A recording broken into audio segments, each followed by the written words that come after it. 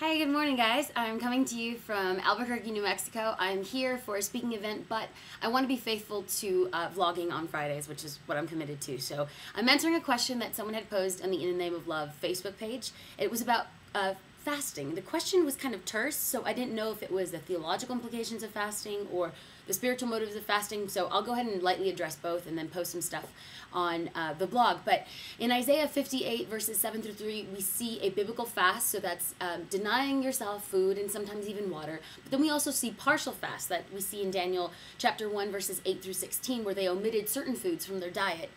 Even now in modern terms, there's other ways of fasting, like fasting from social media, fasting from movies, or it's just a way to recalibrate our heart and our mind and our life and thinking of the Lord and what He's doing in our lives, offering up supplication. We also see in narratives in the Bible and also in characters' lives fasting. Jesus fasted, Moses fasted, John the Baptist fasted, Anna the prophetess fasted, Paul fasted.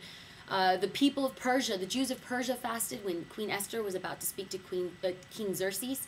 Also, the people of Nineveh fasted when Jonah had his infamous turn or burn message. So we know that when God's people are pressing in and wanting to hear from God, that they imply fasting. So the question that theologians and pastors and teachers are asking is this part and parcel of daily living? And this comes from Matthew 6, where Jesus starts off his words by saying, when you fast.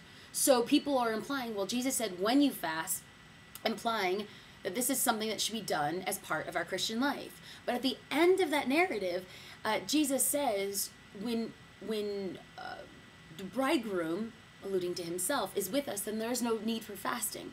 So I want to deal less with the theological implications of fasting and more with our spiritual motives.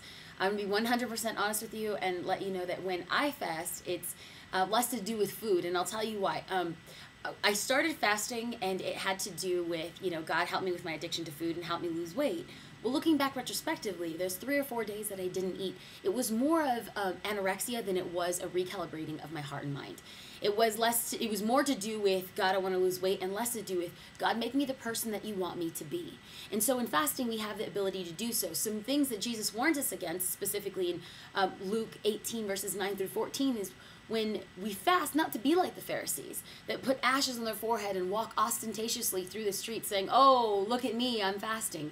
There is this level of hyper-spirituality, uber-spiritualism that Christ warns us against. If we're going to fast, do so in the quietness of your heart and your mind and your home. Also, this is not a way to wedge yourself into the will of God. This is not a way to armbar, Christ into answering our prayer requests. This is simply, as Isaiah verses 1 through 3 tells us, that if you're going to fast, then go ahead and do so. I love that because sometimes we have this guilt of fasting a certain way, and yet we see that in modern times and even in biblical times that there's different ways of doing it. So if you have any further questions, or if you yourself have fasted and you've seen the mighty hand of God move because of your fast, go ahead, let us know. Write a comment, let us know if you have further questions. People join in, answer each other's questions and narratives, and share with that. I want this place to be a place where you can dialogue. So thank you for joining in. I will see you next week.